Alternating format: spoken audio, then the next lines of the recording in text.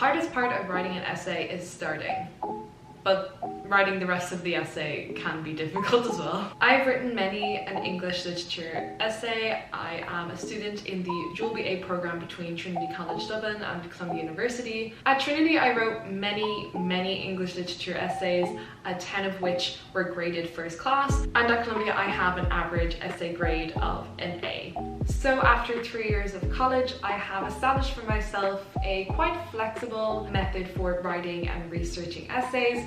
I definitely adapt my methods depending on the mode of an assignment or what the professor wants me to do. In this video, I'm going to be showing you how I go about writing an English literature essay that's argumentative, and this method works for me. How I go about this may not work for you, but if you're new to writing college assignments and you want to explore different methods, then this is definitely the video for you. You can try out what I do, but remember, there's no perfect method. For essays and papers, it really is all about the product. It's about the destination rather than the journey. However, picking up tips here and there for your own essay method can improve the quality of your work. This is part 1 of a 2-part series on writing English literature university essays. This first part of the series is focused on finding a topic or question you want to write on, creating your thesis, making a plan, and how to go about research. In the next part, we'll cover taking notes and keeping tabs on your sources, concentration and productivity, essay structure, writing rough drafts and editing, and citing and referencing. First, you need an essay topic.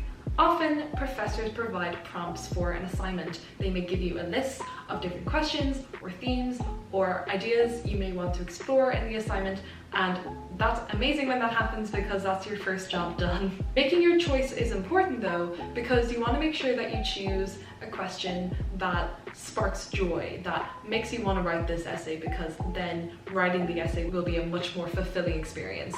It should also be an essay that you believe you will do really well in. You shouldn't necessarily choose the easiest topic, because often the best work comes from passion and hard work and excitement. If none of the topics you're given spark joy, then pick the one that you would hate writing on the least. Unless it's an exam essay, often professors are open to you proposing another prompt that they have listed, so check that out and see if that's possible. So yes, if you've been provided an array of essay topics and questions, then that's great. That question or that topic you've been given is your thesis statement, but often questions that you've been given are worded in a way that's too broad to just be your thesis statement. For example, I wrote an essay and the prompt was write an essay on the grotesque in Dickens' Great Expectations. Very broad.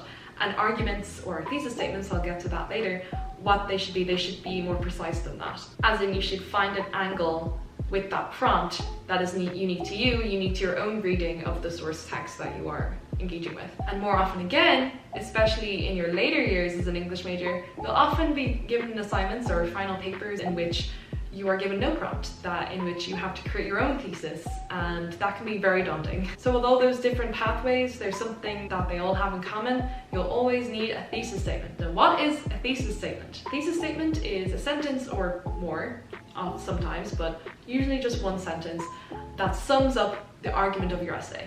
What are you trying to say? What is the main takeaway from this essay? For example, for a paper I did for my contemporary literature class at Columbia, I wrote an essay on Han Kang's The Vegetarian, and my thesis statement was, Deborah Smith's English translation of Han Kang's The Vegetarian does not traduce Han as author. While Smith takes many creative liberties, she does not ultimately undermine Han's literary autonomy. If you need to narrow down a very general prompt, like that Dickens prompt I was given about the grotesque, then a good thing to do is to look at that theme or maybe the character, whatever it is, look at it and see it in the text and see what it does and what it achieves for that text, and see if you can notice something peculiar or interesting about it and hone in on that. And what I noticed about the grotesque in Great Expectations is that its use is for creating caricatures. So my argument ended up being that Dickens describes Ava Magwitch and Miss Havisham as grotesque to paint them as caricatures, and this comments on the unreliability of appearance. If you have to create from scratch your own thesis, then there are 2 ways you can go about this. One is you can start with a bigger idea, what stands out to you about the text in general. So like one thing I did for that contemporary literature class was I looked at Han Kang and I was like, it won the Man Booker Prize. The English translation won the prize though, rather than the original Korean text.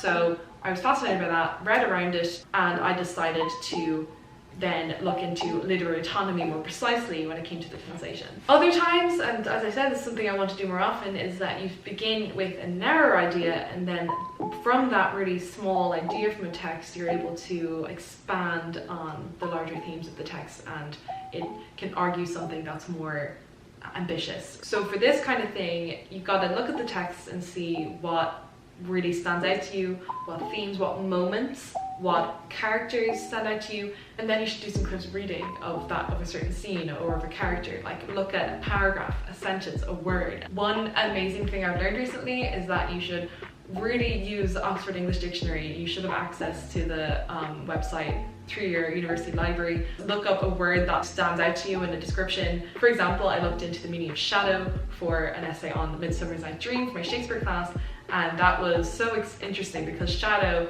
does not only just mean like, you know, a literal shadow, like that one behind me, but it can also mean an actor. Annotate the text you're studying, search for things that fascinate you. You should also make use of your lecture, tutorial, or seminar notes for some inspiration. Something I'm still working on, even after 3 years of writing so many English essays, is establishing my own thoughts on a text before gravitating towards secondary research, just so I can form my own original thoughts about a text or about a concept. So then I can form a more original thesis or original thoughts about a text and can then back up with scholarship rather than expanding on a thesis that scholarship may have already dabbled in. However, reading essays and book chapters can be useful, especially if you want to read a text in a certain theoretical light, like a feminist reading or a psychoanalytic reading, then having that background is very useful. Like for that translation essay on Han Kang's Vegetarian, I had to do a lot of research into translation studies, especially since I don't know any Korean. The more original your thesis statement is, the more original your essay is, the more impressive it will be to your professor. A thesis statement can literally begin as a few bullet points,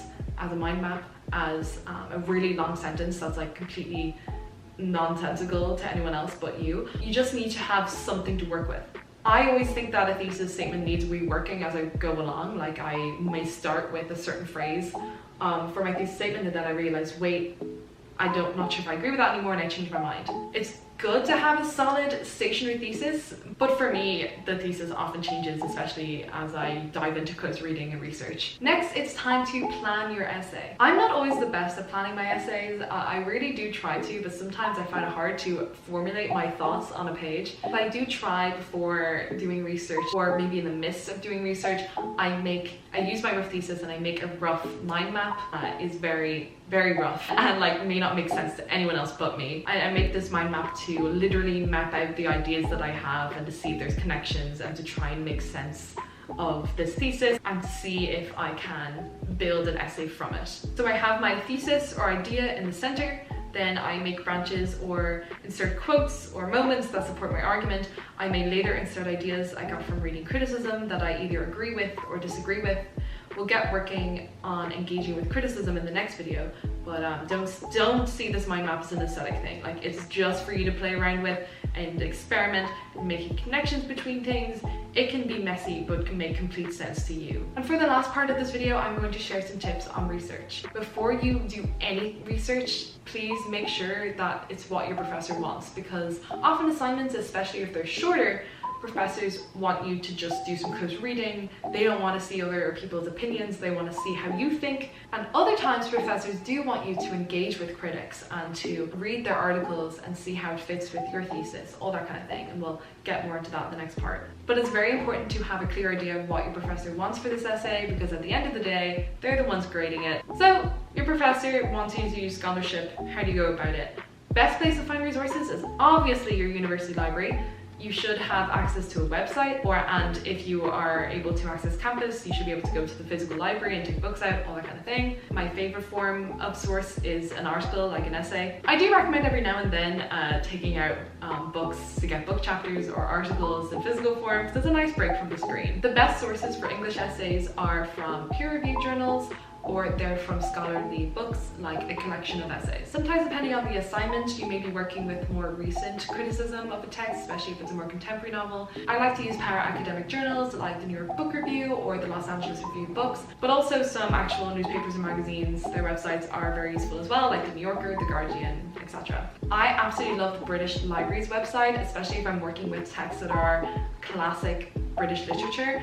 But how do you just find sources? Like, what do you do? Well, what I do is I often use the university library website, whether that's Columbia or Trinity. I have access to both, which is nice. But through your university library, you should have access to JSTOR. JSTOR. Love JSTOR because I often just gravitate towards essays rather than book chapters. Well, I think you can find book chapters on JSTOR. I also recommend Google Scholar, scholar.google.com, if you just want to search on Google in general, because that will narrow down your Google searches to just scholarly articles. So what do I search for? Depending on the assignment, let's say it was the Dickens grotesque assignment, I go Dickens grotesque Great Expectations.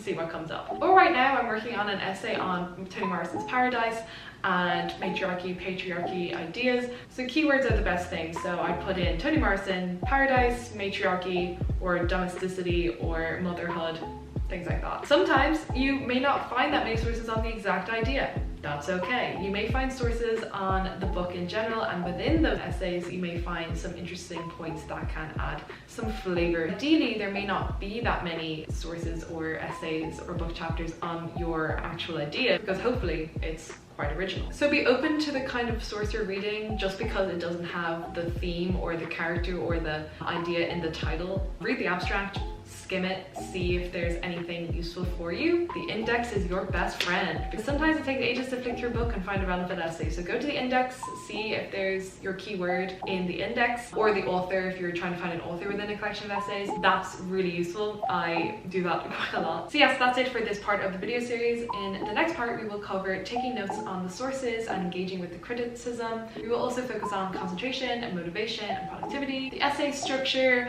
writing your first draft very roughly and refining it, and finally referencing and citing, because referencing and citations are super important because plagiarism is bad. That's it from me. Remember to check out the next part, and good luck with your essay.